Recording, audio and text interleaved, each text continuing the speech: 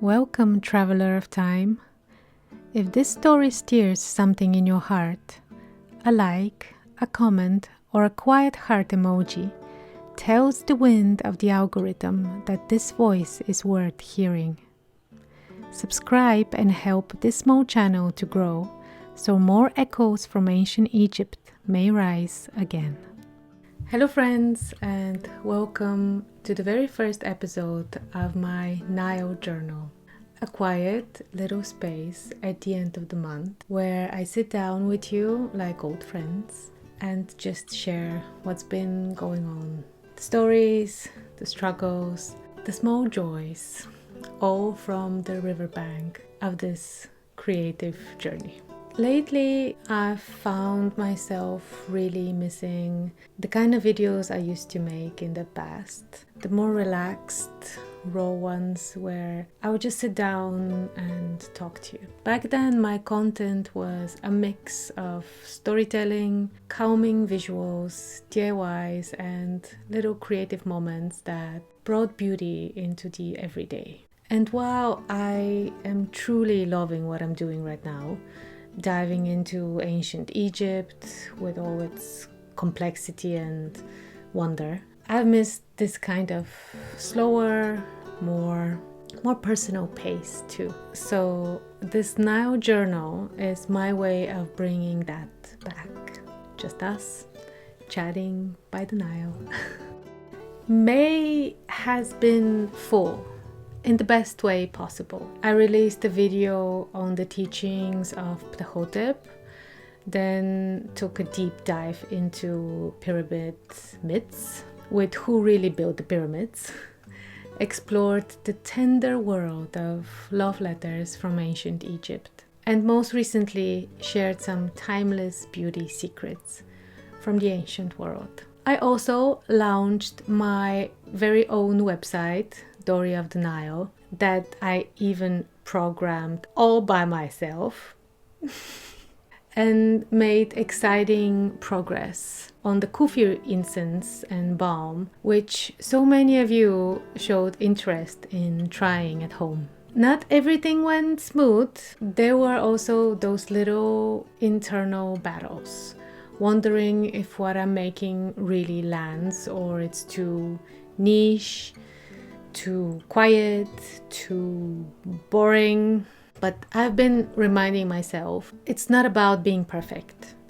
It's about being present, sharing what I love, and letting the story speak.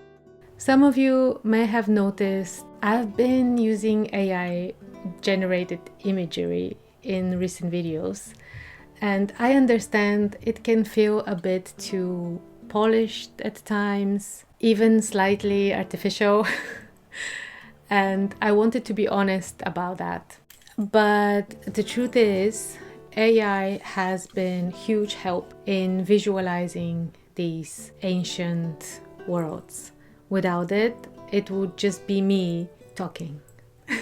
Without the visual storytelling I want to offer. So while it's not perfect, it allows me as a one-woman team to bring these ancient tales to life in a way that's both accessible and engaging. I've also been working on a really fun side project, translating an ancient Egyptian spell from the Book of the Dead, written on a linen mummy bandage from an Italian museum that I will not mention because I'm not sure if I can. I was commissioned to work on it, and honestly, it was such a joy.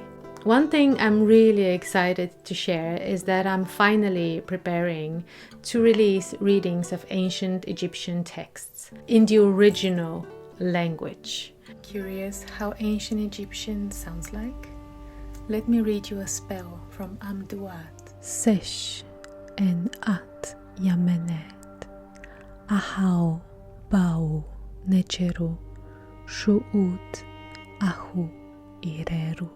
I'm currently working on captioning and translation so everyone can follow along, and I think it will add a whole new dimension to the experience Coming up soon is also a retelling of the myth of Osiris and Isis, one of the most iconic stories from ancient Egyptian belief. I've been pouring a lot of care into this one. And something very close to my heart, I'll be recreating the kind of content I used to make on my old channel. I am turning my room into an Egyptian-inspired temple. Lots of DIYs, home decor ideas, and a bit of that cozy creative energy I've missed a lot.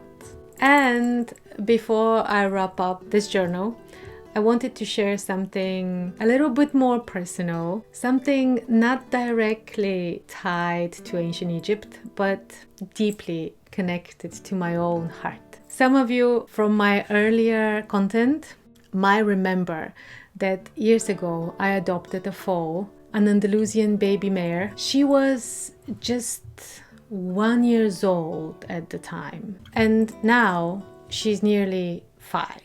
I've recently started riding her, and I can't even begin to describe how profound that experience has been. She's not just a horse, she is like an extension of my soul and my heart. We move together, breathe together in this wordless sacred connection, almost like the kind of bond the ancient wrote poems about. Being close to her grounds me, especially when the work gets overwhelming or lonely at times. So I just wanted to let you in on that part of my life too.